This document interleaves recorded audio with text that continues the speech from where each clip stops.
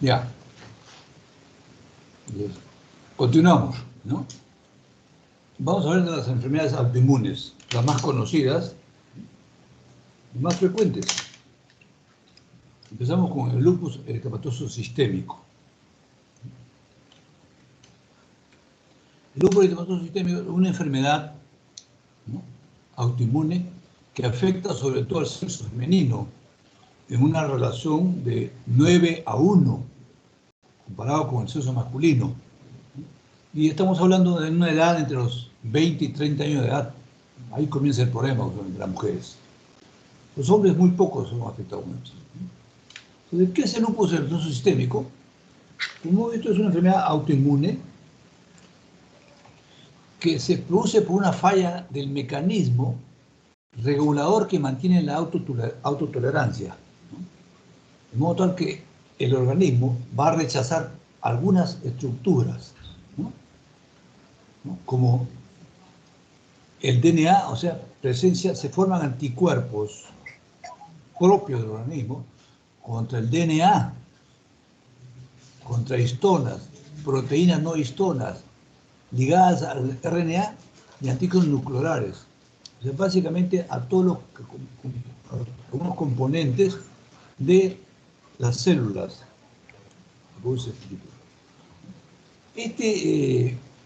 Esta enfermedad, lupus eritematoso sistémico, es una enfermedad muy polimorfa. Tiene múltiples manifestaciones porque afecta a casi todos los órganos de la economía. Entonces, de ahí que el paciente, o la paciente, porque es más frecuente en mujeres, presenta típicamente un dolor articular. Vamos a ver las características de esto, ¿no? Después un rash, o sea, un enrojecimiento de piel muy característico en la cara, muy fácil. Uno lo ve una vez en la vida y es difícil olvidarse del lupus. Uno puede dar un diagnóstico. Asimismo, compromete órganos seriamente como el riñón. El paciente de lupus mueren por insuficiencia renal. También puede presentar alteraciones a nivel pulmonar, desórdenes neurológicos, hematológicos, etcétera, cardíacos,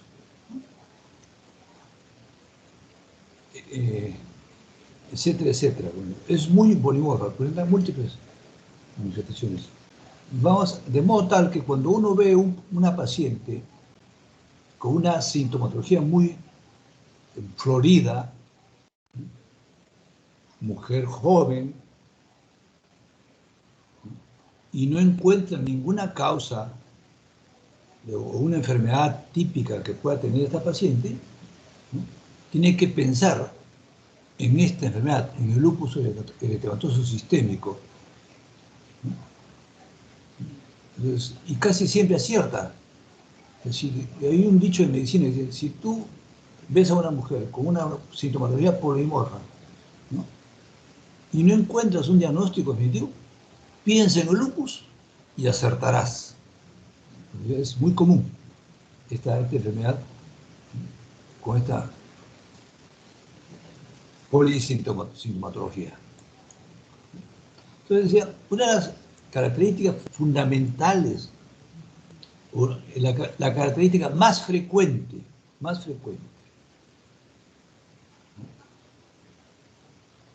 es la artritis no deformante, o sea, no deforma, hay un dolor articular, pero no deforma como sí puede decir que la osteoartritis sí te va a deformar las articulaciones, los dedos se van a torcer totalmente, ¿no? Y en este caso la artritis es un dolor intenso, pero que no deforma. O sea, la sintomatología más frecuente de una paciente con lupus es la artritis no deformante. Ojo, ¿no? Entonces, el curso clínico es variable e impredecible. Puede ser que la paciente presente lupus y puede tener años solamente usando algunos corticoides y no pasó nada. Va controlada hasta que en un momento de la vida se exacerba el cuadro, ¿no? Y la cosa sí se complica. Entonces, estos pacientes se trata con corticoides y algunos con incluso drogas inmunosupresoras. Por eso se dice que el 86% de estas pacientes tienen una sobrevida a los 5 años. 5 años. Y la muerte, como decía, es debido a insuficiencia renal. Hay infecciones que también se van a complicar. Pero básicamente el riñón. Entonces quiere decir que el órgano que más severamente se compromete en el lupus eritematoso sistémico es el riñón, dando una insuficiencia renal. Y vamos a ver qué otras características puede presentar este riñón. Y puede agregarse infecciones. Entonces, ¿qué encontramos en el riñón? Como hemos dicho, el riñón es el órgano más severamente comprometido. Ojo. No es el más frecuente, no es el que más se frecuente, no. El más frecuente comprometido es la articulación, de hecho, ¿no? Es la artritis no deformante. Pero el que más se compromete severamente y puede llevar a la muerte es el riñón. Y el riñón puede dar varias alteraciones glomerulares. Afecta exclusivamente el glomérulo. Ya puede dar una glomerulonefritis difusa proliferativa, o sea, una proliferación de todas las estructuras celulares de glomérulos, llámese mesangio, células epiteliales parietales, epiteliales viscerales, ¿no? Células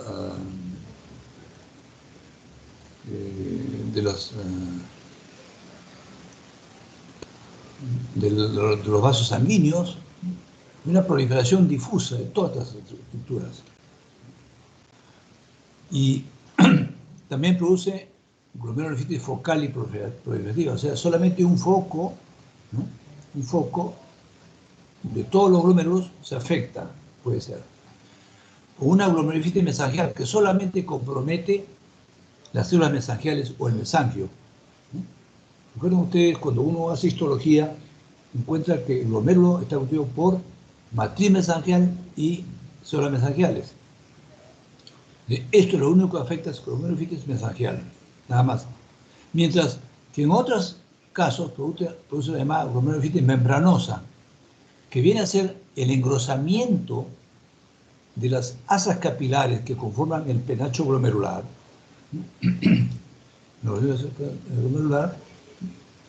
que es debido a depósitos de complejos inmunes, porque es una enfermedad autoinmune.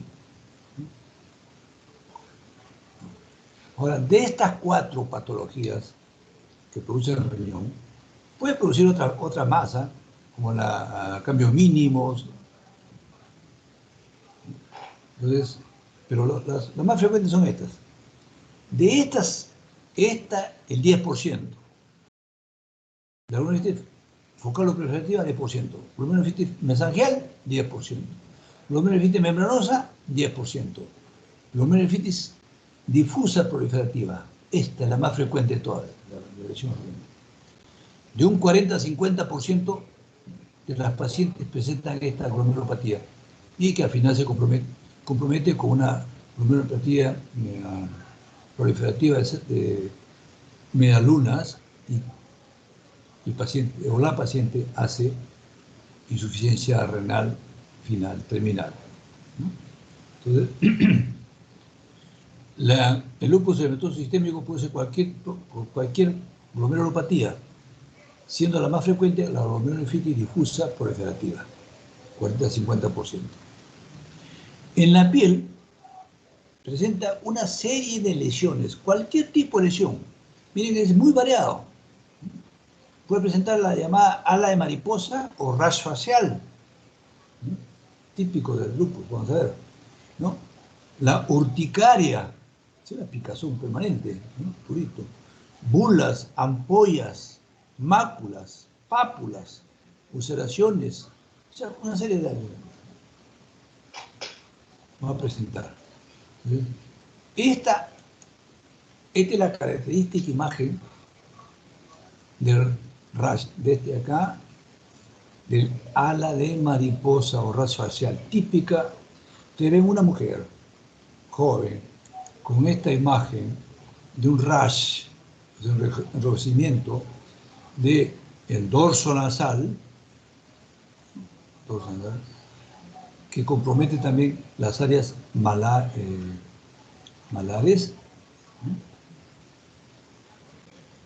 y respeta el surco nasogeniano. Se respeta esto. Esto es lo que llaman el ala de mariposa, el rash facial en la paciente con lupus y el lupus sistémico. Algunas veces decimos, cuando hablamos de autonomía antiinmune, que estas enfermedades pueden asociarse a otras. Va a encontrarse a veces rash también de párpados, o debajo de los párpados, o toda la cara. Esto puede ser asociado de un lupus con una dermatomiositis, una artritis reumatoide, etc. Pero típicamente es esto, ¿no? Un rash en ala de mariposa, constituido por enrojecimiento del área dorsonasal y de las áreas malares, ¿no? Con respeto del surco nasogeniano. Eso es el ala de mariposa, es típico. Las otras lesiones como urticaria, bulas, pápulas, máculas, ulceraciones, son muy comunes en cualquier enfermedad, pero este es cuasi patognomónica. Si ve una paciente con esa, este es lupus.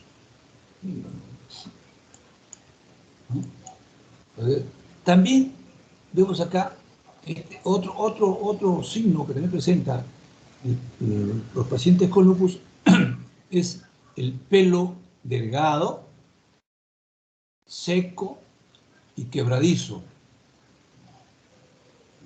Ahí cae el pelo, con máculas eritematosas.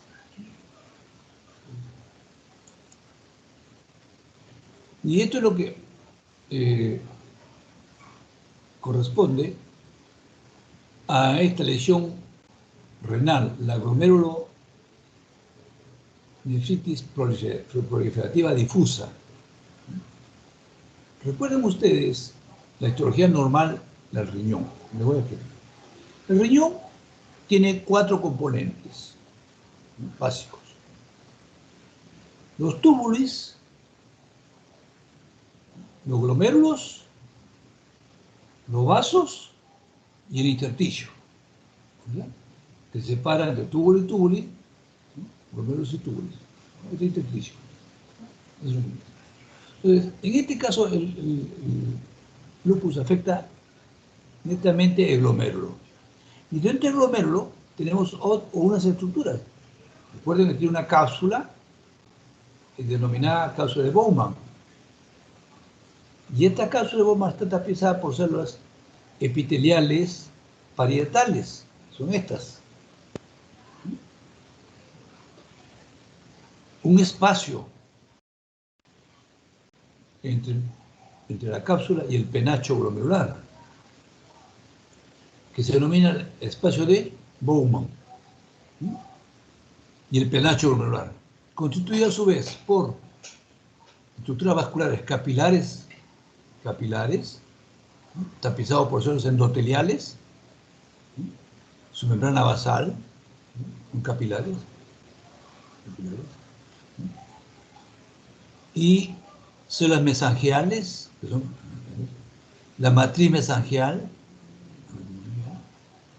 y algunas células, estas que son acá, que son las células epiteliales y viscerales, que es un reflejo de la cápsula de Bowman. Todo esto corresponde al penacho glomerular, es lo normal.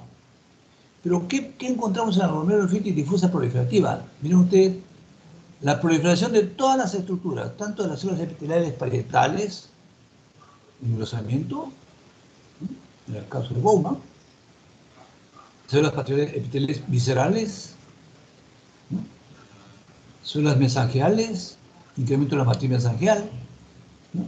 Engrosamiento de las asas capilares, con proliferación de células endoteliales. Hay todo. Esta es la patología de la glomerulonefritis proliferativa difusa, lo más frecuente. Ya, y solamente si fuera glomerulonefritis membranosa, solamente hay engrosamiento del capilar, no hay proliferación celular. O si fuera focal, ¿no? Entonces solamente parte de estos números, no todos los números.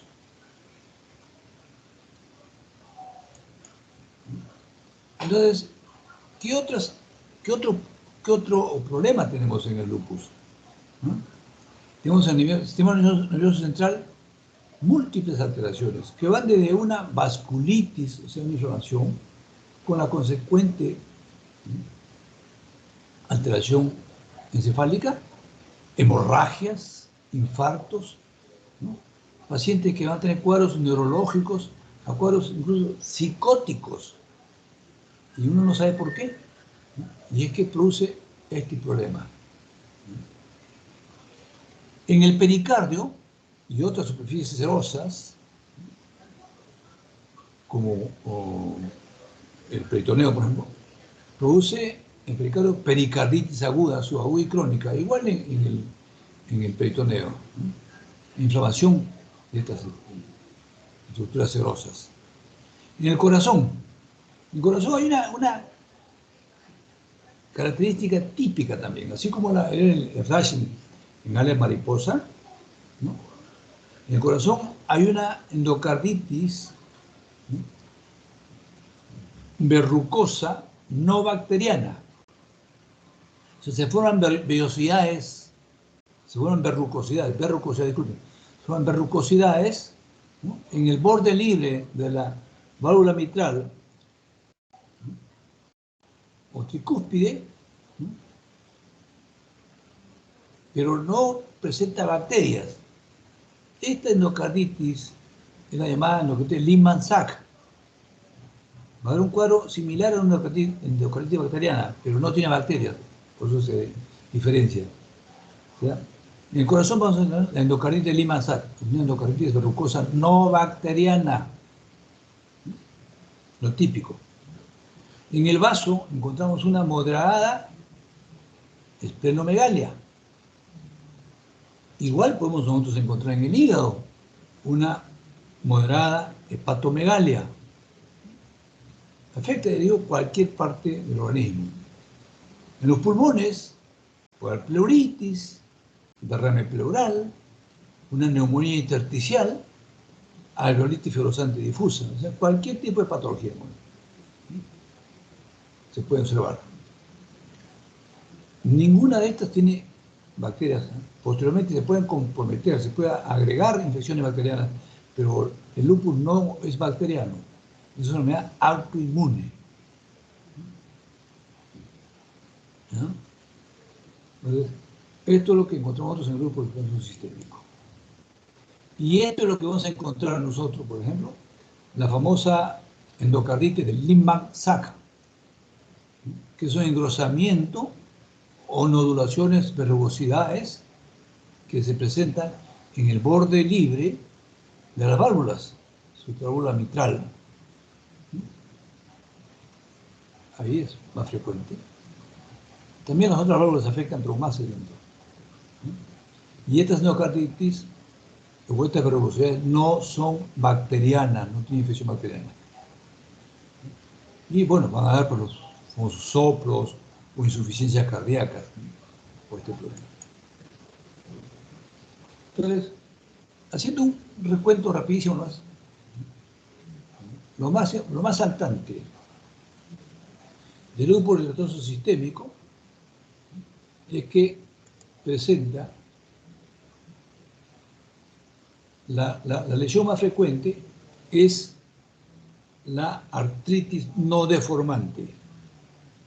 Otras alteraciones también frecuentes son alteraciones hematológicas, presencia de anticuerpos antinucleares, presencia de células LE, etc. Pero clínicamente esto es lo más frecuente, la artritis no deformante. Y también dentro del compromiso de todos los órganos, el más severamente comprometido es el riñón. Y de todas las glomerulopatías que produce el riñón, la glomerulonefritis difusa proliferativa es la más frecuente. Casi el 50% de todas las glomerulopatías son estas. Y es que la que al final va a provocar la muerte del paciente. En la piel tenemos la famosa ala de mariposa o ras facial.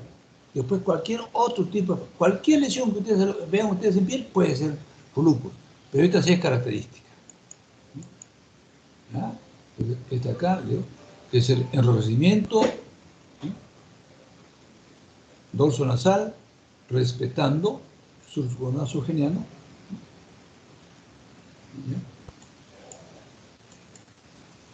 Y, bueno, esta es la imagen de la glomerulonefritis difusa proliferativa.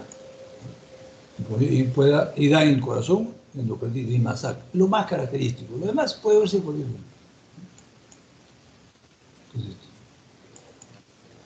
Entonces, pasamos a otra enfermedad también autoinmune,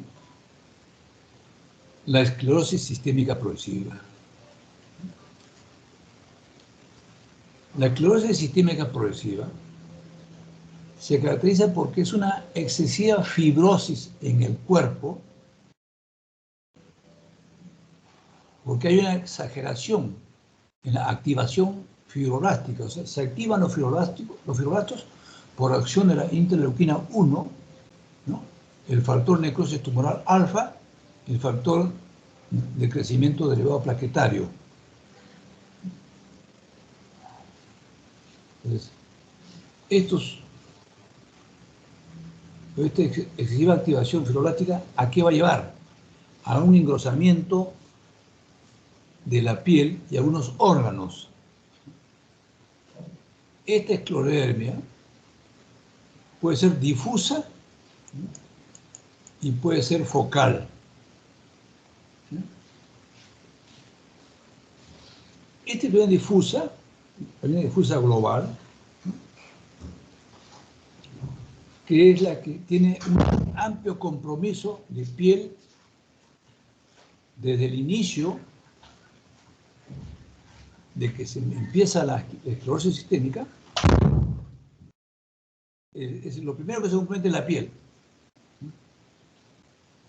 ¿Y cómo nosotros podemos detectar esta enfermedad en la fase temprana? Por ejemplo, no esperar que el paciente esté en mal estado.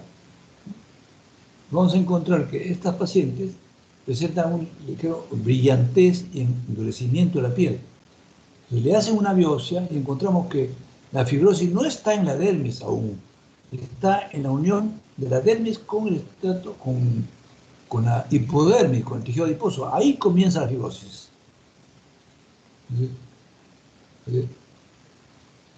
Esta fibrosis que se inicia en la piel y que progresiona rápidamente y en forma temprana, comprometiendo vísceras. Y al comprometer vísceras, la va comprometiendo de tal manera que va llevando a la insuficiencia de estas. Porque hay una fibrosis, o sea, un endurecimiento del parénquima de las estructuras afectadas. Va a llevar, afecta al riñón, va a dar una insuficiencia renal.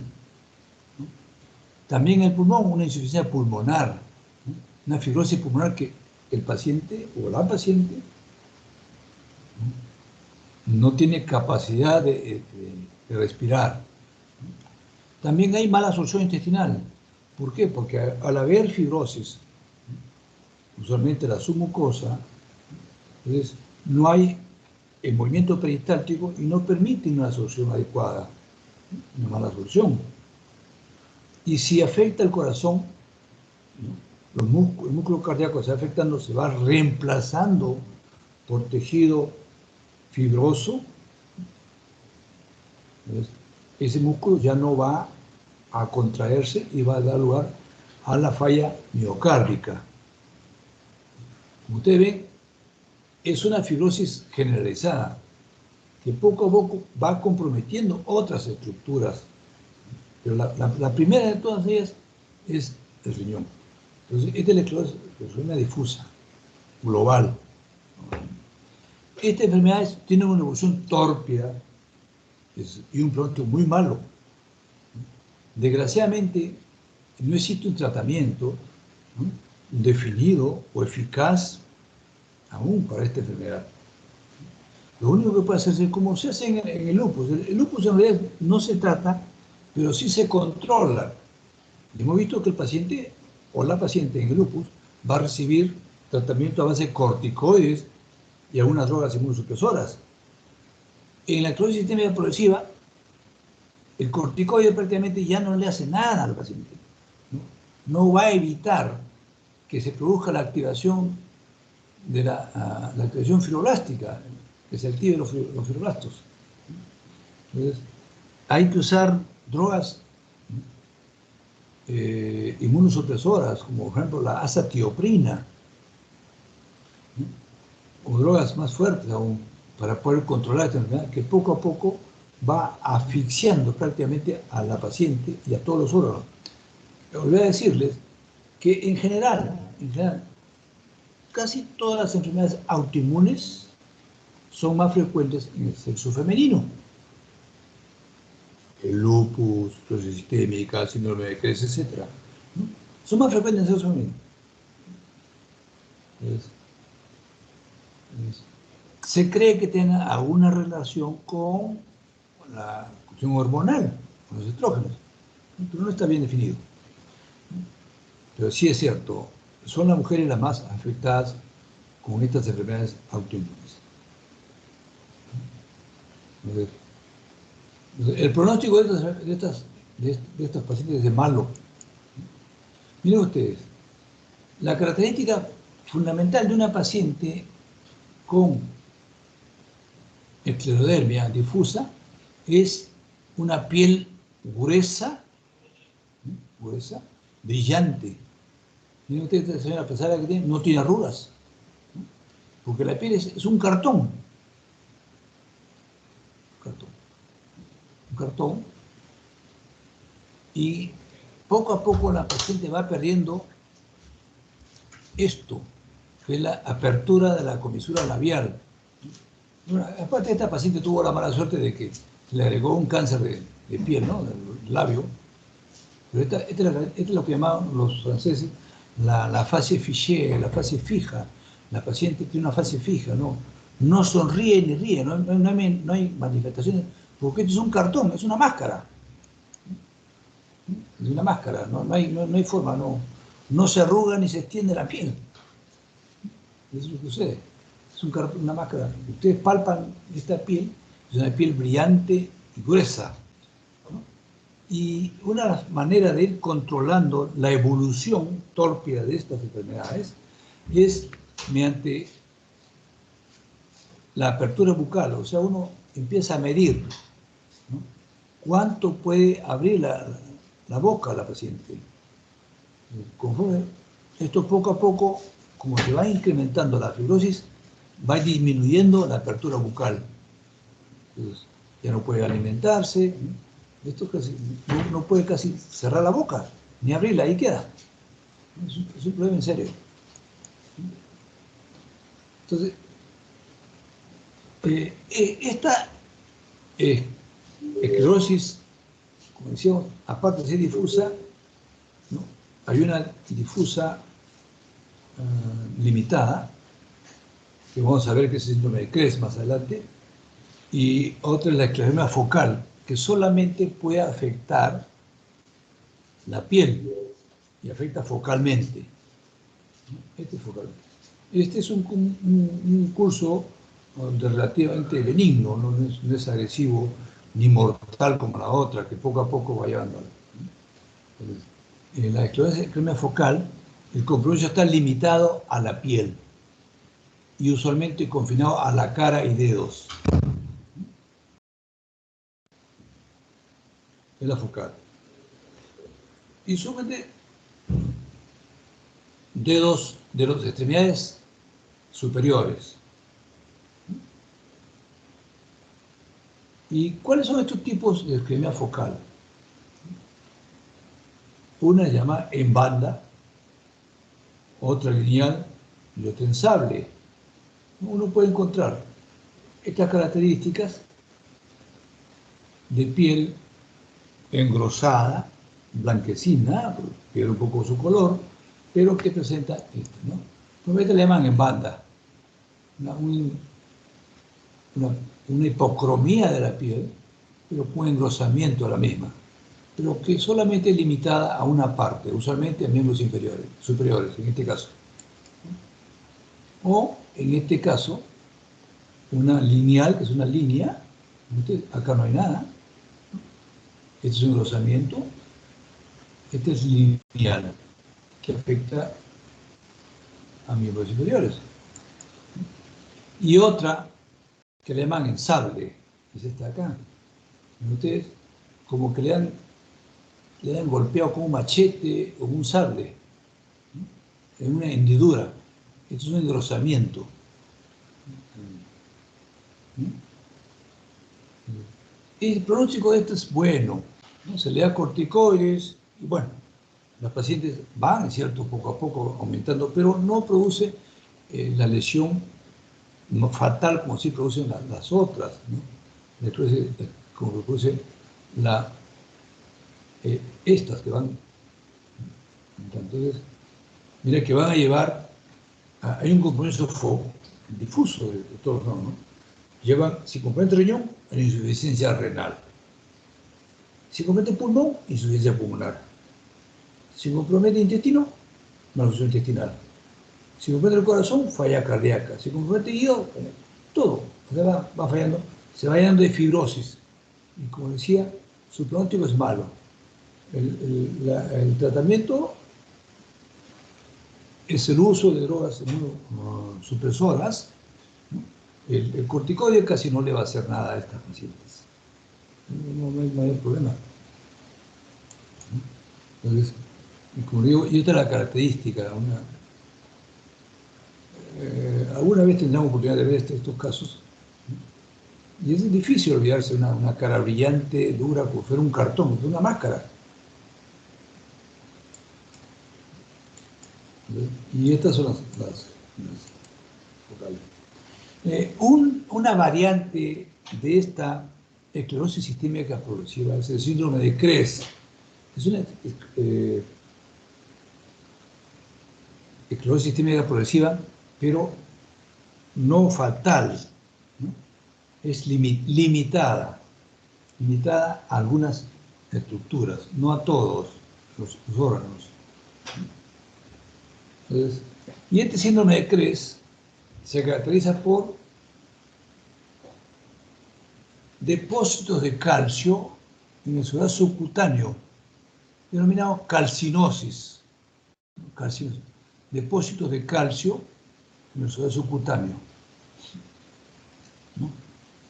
También por presencia de fenómeno de Raynaud, que es una vasoconstricción frente al frío, ¿no? A un estímulo, ¿sí?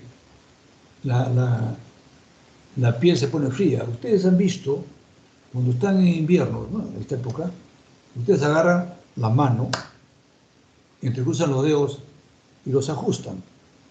¿Sí? Sueltan inicialmente, o sea, separan las manos, van a encontrar que los dedos están blanquecinos, ¿no? La piel blanquecina. Pero rápidamente vuelve a su color normal. Eso es lo típico, ¿no? Se llena de sangre los vasos. Hagan esa prueba, ¿no?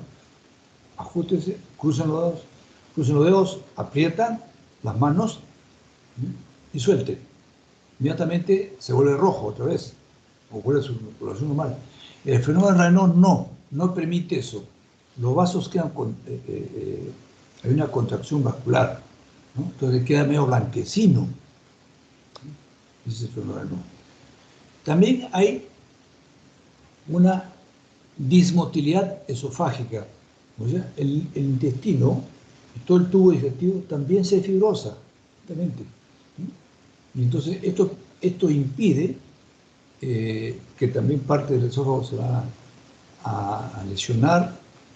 Entonces no hay una buena distensión o contracción del esófago, de modo tal de que el paciente o la paciente puede presentar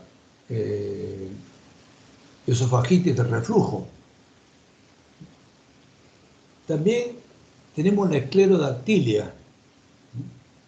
La esclerodactilia que viene a ser cuando ustedes encuentran estos depósitos o esta actividad fibroblástica, va a afectar usualmente las articulaciones de los dedos, usualmente de las manos, también de los pies, pero más de las manos, y va a encontrar que los dedos en la paciente con síndrome de Cres están como agarrotados, un poco encogidos.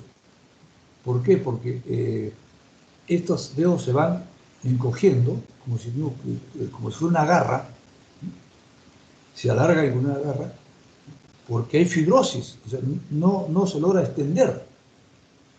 Eso es esclerodactilia. Y también tenemos telangiectasias, que son dilataciones vasculares, pequeñas dilataciones vasculares que se ven en la superficie de la piel, usualmente es en el tronco, esta telangiectasia. Entonces, el síndrome de Cres, que es una variante de la esclerosis sistémica progresiva, está causado por calcinosis, depósito de calcio, calcinosis de Cres de calcinosis, ¿no? Fenómeno de Raynaud, RR, que está en inglés, ¿no? De dismotilidad esofágica, o sea, difusión en la contracción del mismo. S de esclerodactilia y T de las telangiectasias. Como le digo, esto no es mortal, pero es una parte o es una variante de esta esclerosis sistémica progresiva. La esclerosis sistémica progresiva pues es una esclerosis sistémica progresiva difusa, total, severa, un síndrome de Cres, que es un limitado, una limitada, y una esclerodermia limitada, focal limitada a la piel. Y como digo, el tratamiento de todos estos pacientes es usualmente drogas inmunosupresoras. Entonces, veamos ahora otro tipo de enfermedad autoinmune. Y acá en el lupus era presencia de anticuerpos antinucleolares, antihistonas, o sea, antisustancias o organelas, tanto del núcleo como de la célula. En este caso, en la esclerodermia o esclerosis sistémica progresiva era una activación exagerada de los fibroblastos para producir fibrosis, mientras en el síndrome de Sjögren son anticuerpos, precisamente anticuerpos contra estructuras como las glándulas lagrimales y las glándulas salivales, y también contra las articulaciones. De modo tal que en el síndrome de Sjögren, este con diéresis, no sé cómo, o sea, SJO diéresis Sjögren, presenta la que se llama la queratoconjuntivitis seca, ojos secos, porque, como le digo, son anticuerpos antiglándulas lacrimales, o sea, con las glándulas que producen lágrimas, la destruyen, los anticuerpos. Y también producen serostomía, o sea, una boca seca. No hay saliva porque también estos anticuerpos destruyen las glándulas salivales propias de la paciente o paciente. Y además se asocia a artritis, o sea, también compromete las articulaciones. Entonces hay una destrucción inmunológica por anticuerpos de todas estas estructuras, tanto de las glándulas lacrimales, salivales y las articulaciones, que se traduce con un gran infiltrado de linfocitos. Linfocitos en estas estructuras, tanto en la articulación serostomía, en la boca y en los ojos. Ayuda, destruye las glándulas. Es el síndrome de Sjögren. Veamos ahora otra enfermedad autoinmune que es relativamente frecuente, como el lupus, por ejemplo, porque no solamente puede ser propia como autoanticuerpos, ¿no?, sino también, ¿no?, secundaria, y que es lo más frecuente en nuestro medio. ¿Y qué cosa es la amiloidosis? La amiloidosis viene a ser el depósito de una sustancia proteinácea amorfa. Depósito de una sustancia proteinácea amorfa extracelular. Extracelular. Ojo, aquí no está dentro de la célula, está fuera de la célula, o sea, extracelular. Importante, ¿no? Lo puede diferenciar de otras enfermedades que más adelante veamos nosotros, como tipo renal o tipo cardíaco. Sí, está fuera de la célula. Y que se deposita en diversos órganos y tejidos del cuerpo. Se puede depositar en cualquier órgano o tejido del cuerpo. Es muy bueno. Esa es la amiloidosis.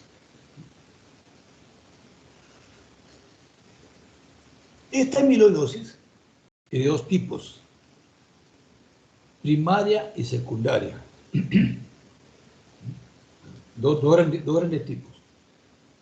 La amiloidosis primaria es el depósito de este material proteináceo amorfo extracelular, o llamado también amiloide, en pacientes en los cuales no se ha detectado enfermedad alguna subyacente, ¿no? Pacientes que de un momento a otro empiezan a presentar estos depósitos, no se sabe por qué.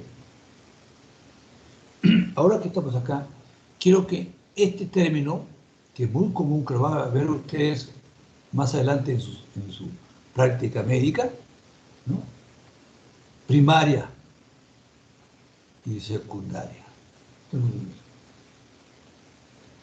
Primaria se utiliza en medicina para definir enfermedades o procesos de los cuales no se conoce la causa. No se conoce la causa. O sea, ¿qué ocasiona ese problema?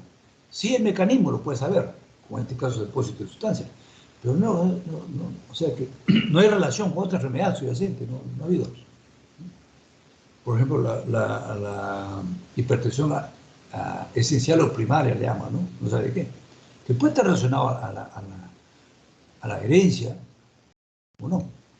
Entonces, en esta amiloidosis primaria, los pacientes no tienen enfermedad previa. Mientras la amiloidosis secundaria, los pacientes sí han tenido alguna enfermedad crónica previa. En nuestros medios, esto es lo más común que podemos encontrar.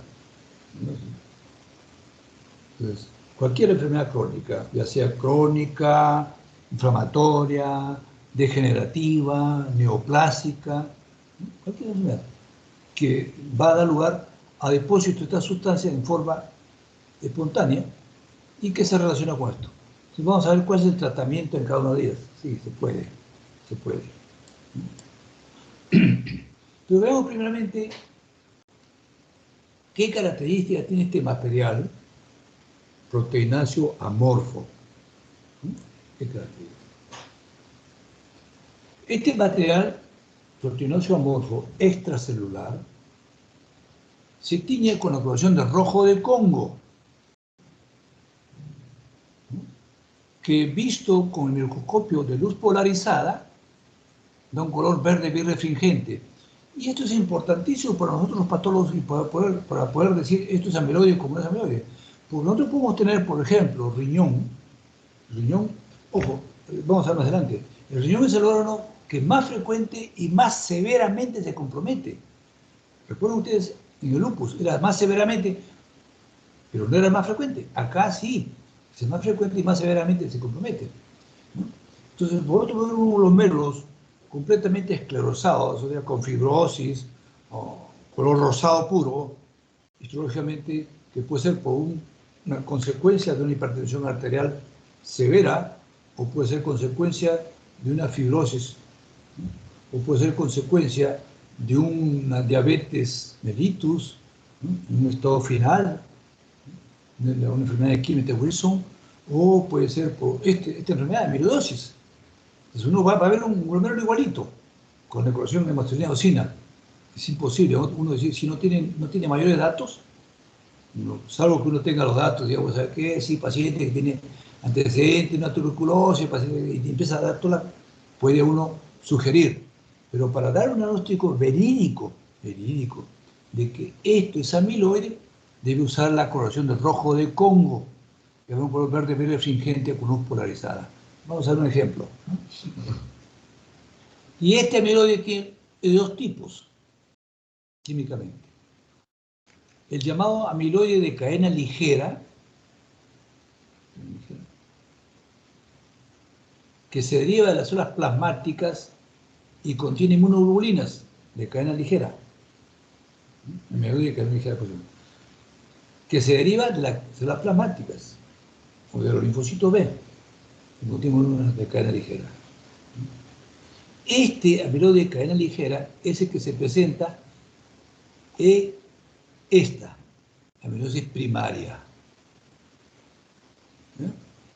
La amiloide de cadena ligera. Mientras que el otro amiloide es amiloide asociado, así se llama. Asociado es una proteína no inmunoglobulina. Ojo, el anterior era inmunoglobulina porque está derivado de las células plasmáticas. Recuerden que las células plasmáticas son las que forman inmunoglobulinas, había inmunoglobulinas sobre la superficie, ¿no? En el asociado no es una inmunoglobulina. Y es sintetizado por las células hepáticas, por el hígado. Mientras que la cadena ligera por las células plasmáticas.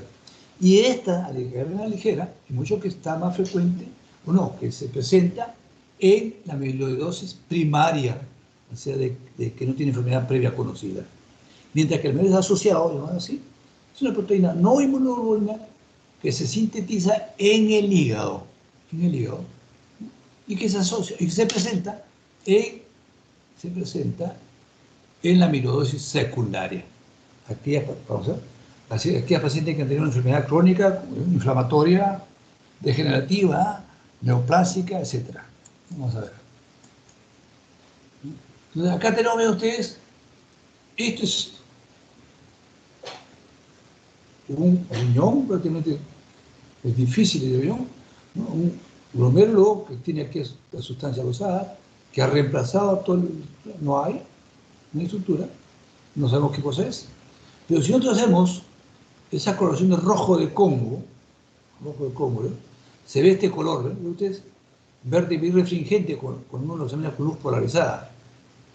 Si fuera fibrosis, si fuera depósitos por enfermedad diabética, se va a ver así. No hay birrefringencia, solamente en amiloidosis. La amiloide tiene estas características. No hay esa en otra entidad. La amiloidosis sí lo tiene. Entonces, la amiloidosis puede ser generalizada o sistémica. Entonces, la amiloidosis es una enfermedad, es una discrasia inmunocítica asociada a que se presenta en la amiloidosis primaria. Y hemos dicho que en la amiloidosis primaria se deposita el amiloide de cadena ligera, que es una inmunoglobulina de cadena ligera, usualmente lambda, tipo lambda. Esta amiloidosis sistémica de cadena ligera se asocia o se puede presentar, ojo, esto no quiere decir que sea causado, sino presentar casi conjuntamente con estas enfermedades, con mieloma múltiple, que es una neoplasia maligna de células plasmáticas. Ya vemos que hay relación, ¿no? Las células plasmáticas producen inmunoglobulina, entonces pueda que se produzcan mieloma múltiple. U otras progresiones de células B monoclonales. ¿Recuerdan ustedes que las células B son las que van a dar células plasmáticas? Las células plasmáticas son las que van a dar inmunoglobulinas. Entonces, todas las neoplasias que pueden dar esto puede estar asociado, pero no quiere decir que este paciente haya tenido esto. Puede presentarse juntamente con esto. Mientras la amiloidosis sistémica reactiva o secundaria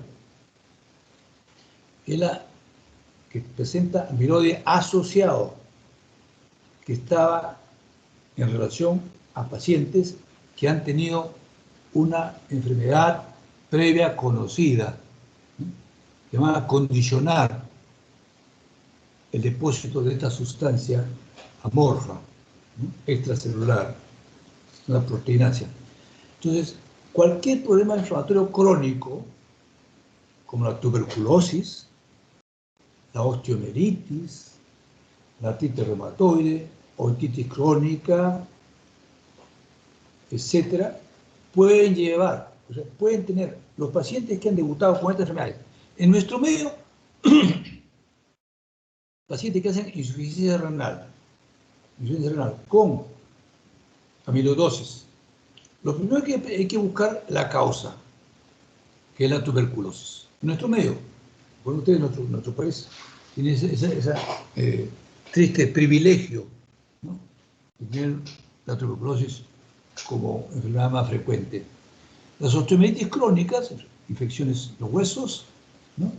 O enfermedades degenerativas como la artritis reumatoide, que es otra enfermedad autoinmune, o enfermedades inflamatorias crónicas como una simple otitis, puede llevar.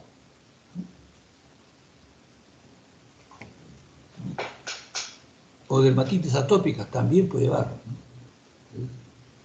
Entonces, esto es lo más frecuente. Esto es lo más frecuente. De todas, lo más frecuente es la amiloidosis sistémica reactiva asociado, que tiene como condición previa unas enfermedades inflamatorias, degenerativas o neoplásicas. Mientras que existen otras amiloidosis un poco más raras, pero también se da, que no tiene nada que ver con la sistémica reactiva ni con la inmunocítica, que es la amiloidosis asociada a hemodiálisis. O sea, pacientes que están siendo hemodializados y empiezan a presentar, ¿no? Esta beta 2 microglobulina, ¿no? Que complica más su insuficiencia renal. Y tenemos otras amiloidosis ya localizadas, que es la amiloidosis cardíaca senil, lo que se puede quitar esta sustancia que se llama la transtiretina, mientras que tenemos la amiloidosis localizada cerebral senil, que tiene que ver con la enfermedad de Alzheimer, que es el depósito de la A4, es una beta proteína. Entonces, eso, yo repitiendo, vamos a ver. Pero pero es un poquito complicado. Entonces, decimos que es una sustancia proteína amorfa que se deposita en cualquier órgano, ¿no? Y que puede ser de dos tipos, primaria o secundaria. Primaria que no tiene causa, pero enfermedad previa, subyacente, mientras secundaria sí tiene, ¿no? Puede ser inflamatoria crónica, degenerativa o neoplásica. Y la característica fundamental de esto es que la amiloide de cadena ligera, que es producido por las células plasmáticas y contiene inmunoglobulinas, se encuentra en la amiloidosis primaria, ¿no? Y el amiloides asociado, que es una sustancia proteinácea no inmunoglobulina, se sintetiza en el hígado. Esto se sintetiza en las células plasmáticas. ¿No? Bueno, y aparte de que se tiñe con rojo de Congo el amiloide. Entonces, y en nuestro medio la causa más frecuente de la amiloidosis secundaria es la tuberculosis. Pero cualquier otra enfermedad crónica también puede llevar, ¿no? Y amiloides más raras son las amiloides asociadas a amiloides B2, ¿no? O la amiloides localizada, como es la enfermedad cerebral senil, que es por depósito de este amiloide 4, que es una beta-proteína, o la cardíaca senil por el depósito de la transtiretina, que esto poco a poco puede llevar también a insuficiencia cardíaca.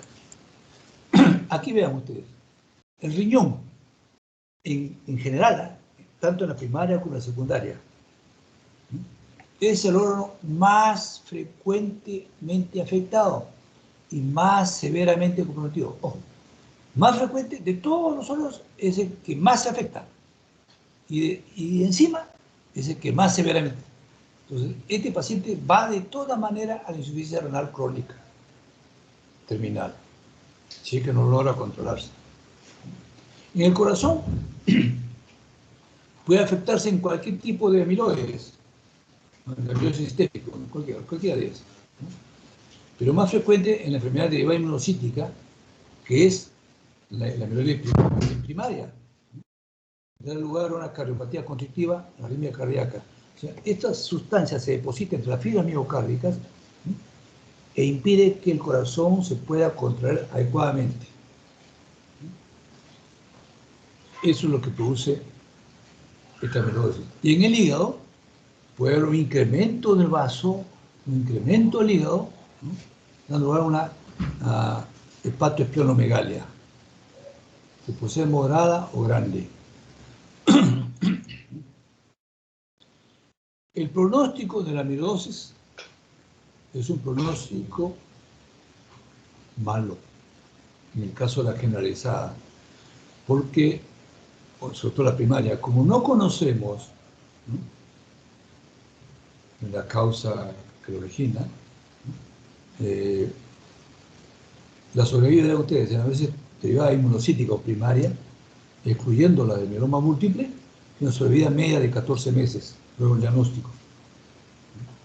Si el paciente o la paciente presenta mieloma múltiple, esto lo va a matar antes, porque su pronóstico es un año.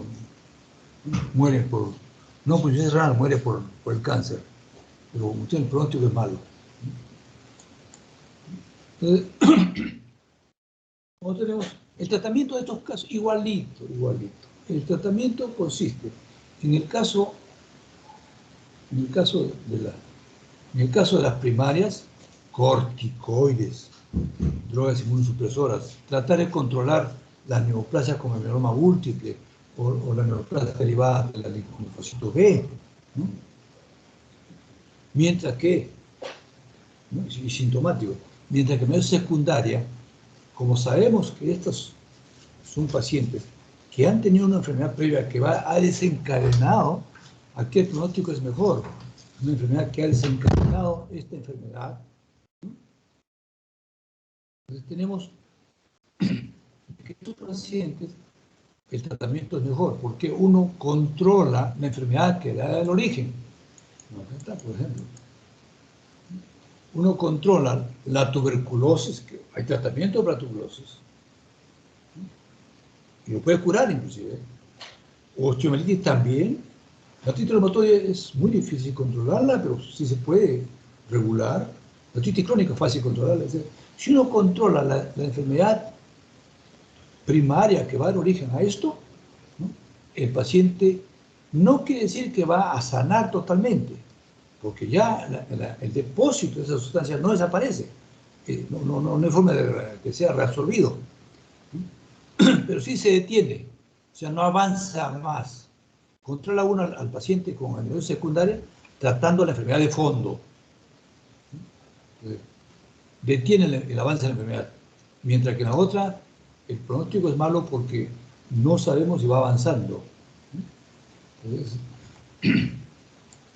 eso es en cuanto a amiloidosis.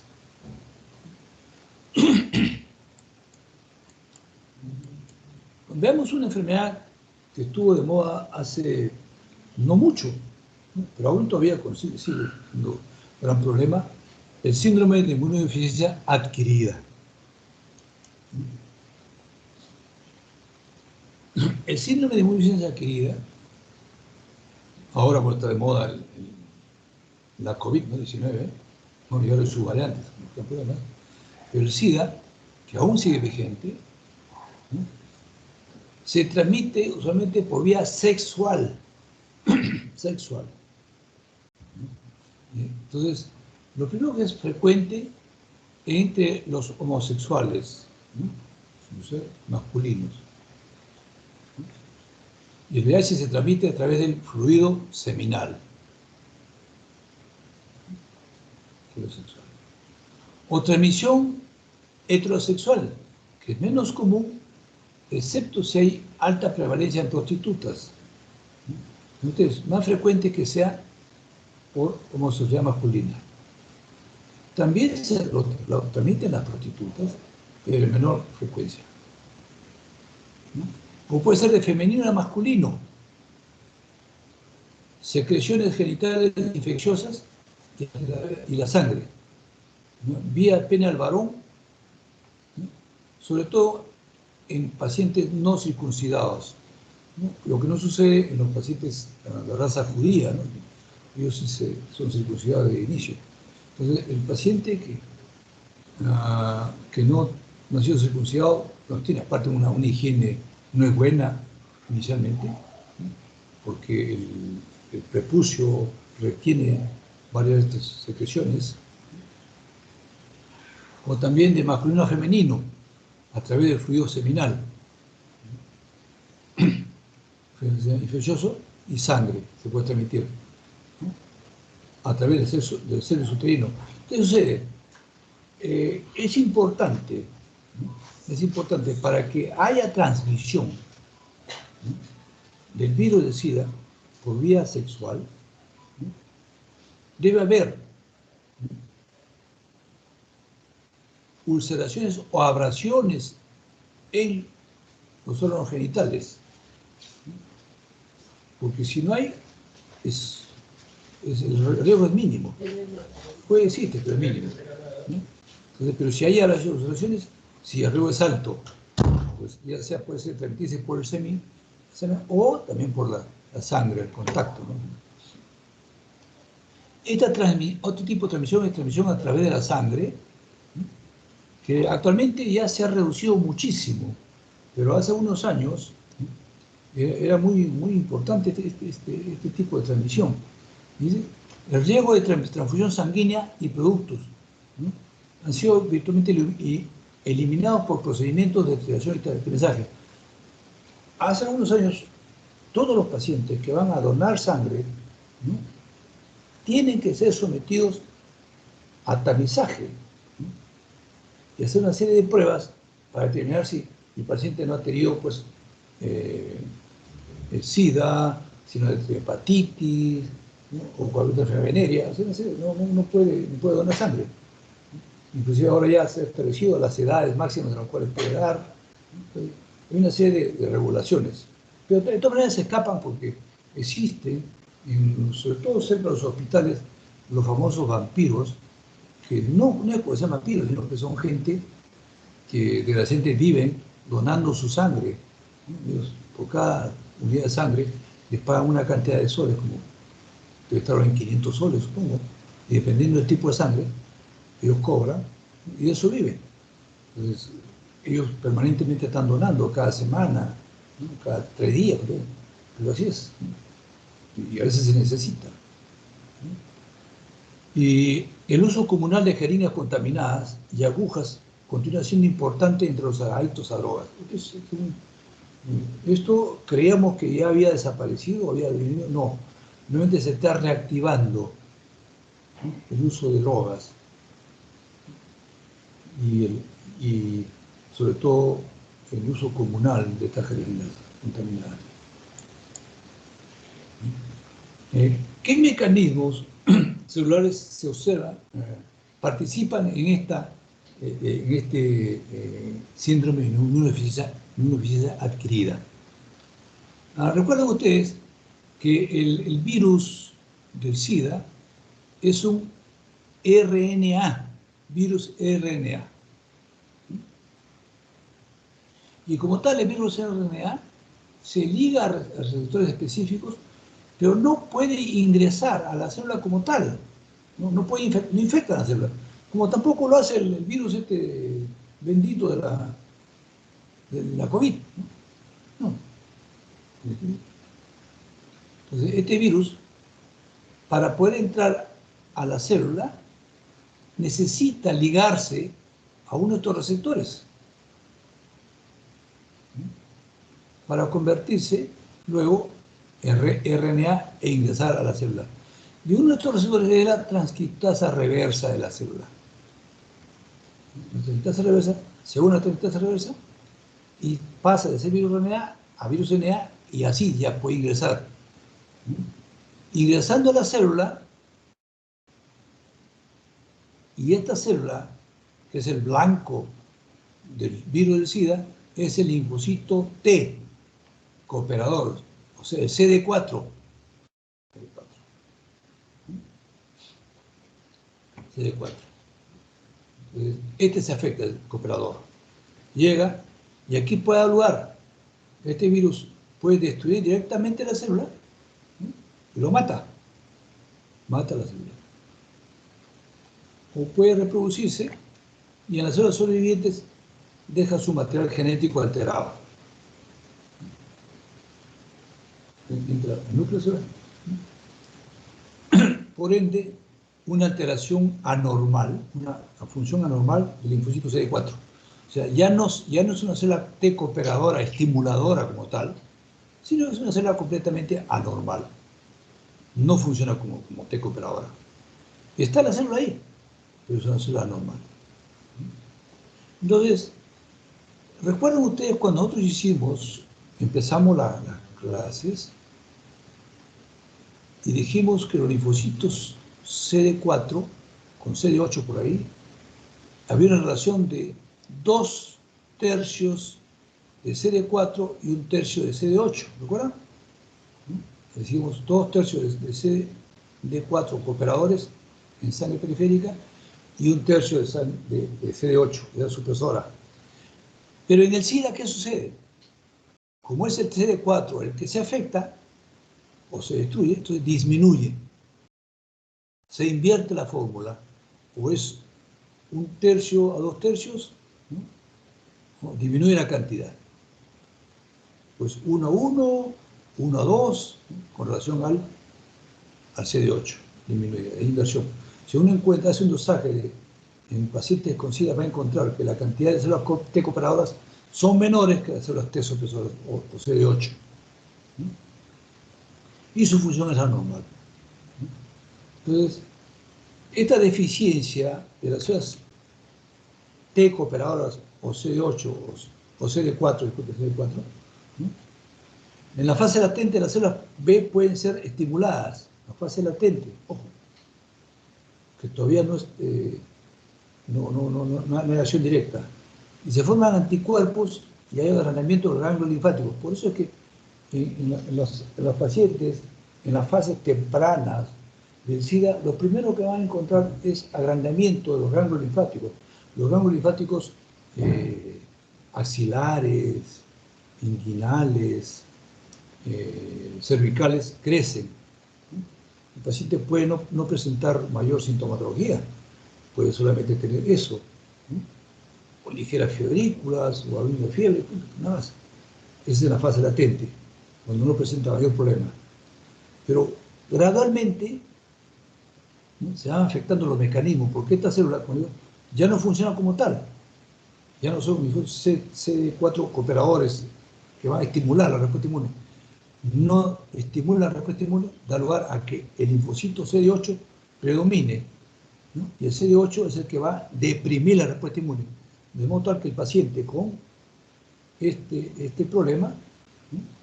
Baja su respuesta inmune por estimulación de CD8, ¿no? Por escasa cantidad de CD4. ¿Ya? Los mecanismos inmunes van disminuyendo poco a poco. Ese es el mecanismo por el cual este virus entra y qué es lo que produce el linfocito CD4. El SIDA tiene 3 etapas bien definidas, ¿no? Cuando se produce la infección,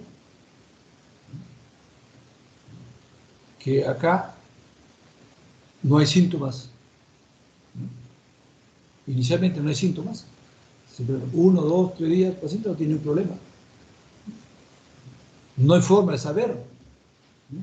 Porque mientras el virus está actuando, está ingresando a la célula TCD4, los 4 primeros días a veces no pueden encontrar nada, no hay incluso carga viral. Pero cuando ya empieza a dañar los linfocitos, lentamente va dañando el linfocito CD4 y entra a la etapa prodrómica o latente, aquella en la cual el paciente durante meses, a muchos años, inclusive 6 años, después de la infección, ojo, después de la infección, de muchos meses, muchos años, ¿no? Este virus está presente en los linfocitos, en los CD4, ahí están, pero ya le alteró su capacidad genética, su respuesta. Ya no son linfocitos normales. ¿Pueden ustedes encontrar linfocitos CD4? Sí, pero no tiene la misma capacidad. Están dañados. Entonces, se dice, y hemos visto que en esta etapa prodrómica lo que puede provocar es que haya incremento de actividad de las células B, o sea, la liberación de anticuerpos como inmunoglobulinas. Y el ganglio crece, ¿no? Y solamente con eso puede haber incremento del tamaño de los ganglios linfáticos de manera persistente, nada más. Y puede no tener síntomas, muchos síntomas, pero sí hay que tener en cuenta el antecedente. Y de todas maneras, poco a poco, estos linfocitos CD4, van a ver ustedes que usualmente uno tiene un promedio de 1.200 a 1.400 linfocitos, ¿no? CD4 en sangre periférica. Entonces, mientras tengas 1.400, 1.300, 1.900, no tiene mayor síntoma, no tiene mayor problema. Y puedes tener incremento de ganglios, ¿no? Pero tienes linfocitos que te están defendiendo todavía, ¿no? Pero conforme van bajando estos linfocitos, porque se van dañando mucho más, ¿no? Llega un momento en que se produce la baja, ¿no? Por encima de niveles menores de 800, ¿no? Por milímetros cúbicos, pues ya empiezan a aparecer los gérmenes oportunistas y los tumores. Esta es la tercera etapa, en la cual ya viene en realidad la infección. Acá. Entonces, se puede pensar en 1 o 2 años. Estas infecciones son oportunistas. Y de las infecciones oportunistas, el germen más frecuente que afecta a los pacientes con síndrome de inmunodeficiencia adquirida es el Pneumocystis carini. Vamos a ver más adelante. Pneumocystis carini. Este Pneumocystis carini es a nivel mundial. Pero también hay otros gérmenes que van a afectar, cualquier otro tipo de bacteria o virus van a afectar, ¿no?, los pacientes estos, porque no hay una reacción de la CD4, ¿no? Entonces, en nuestro medio, un germen que es muy alto asociado a estos pacientes con SIDA es el virus o el bacilo de la tuberculosis, el bacilo de Koch. Otras enfermedades, citomegalovirus, la criptococosis, hongos, etcétera, que afectan al paciente. Y cuando estos bajan, inclusive, menores de 500 linfocitos, 400 linfocitos, empiezan a aparecer las neoplasias, los tumores malignos. La primera neoplasia que aparece es el sarcoma de Kaposi. Por debajo de 500 empieza a aparecer el sarcoma. Es una neoplasia vascular, ¿no?, de la piel. Son los vasos los que se afectan. Sarcoma de Kaposi. Bajas 400 a 300, aparecen los linfomas.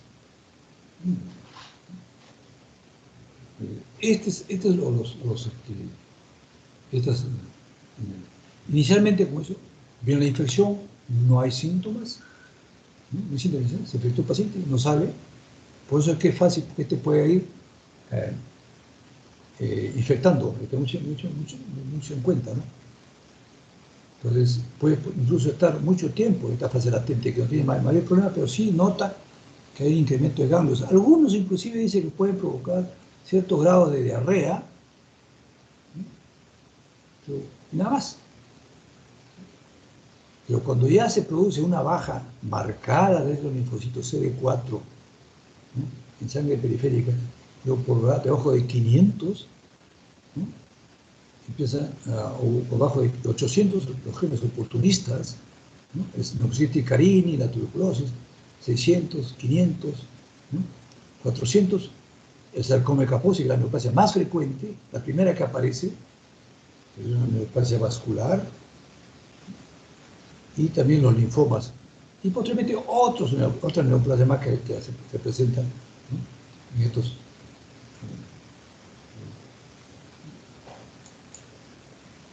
Entonces, fíjate, el síndrome de inmunodeficiencia adquirida. Doctor, ¿me escucha? Sí, dime. Doctor, disculpe que lo interrumpa. Lo que pasa es que hay compañeros que ya tienen su hora de práctica, comenzaba a las 4:20.